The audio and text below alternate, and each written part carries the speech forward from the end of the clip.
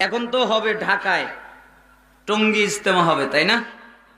টঙ্গী ইজতেমা হবে না? হবে।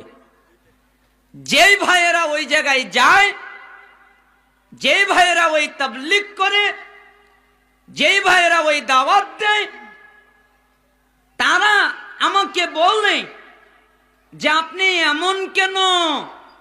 কেন?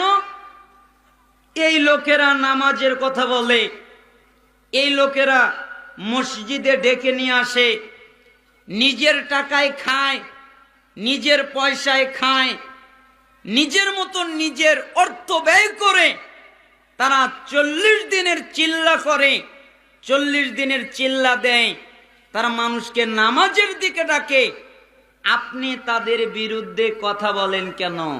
তা আমি বলেছি, আমি তো তাদের বিরুদ্ধে কোনোদিন কথা বলিনি। আমি কি বলেছি?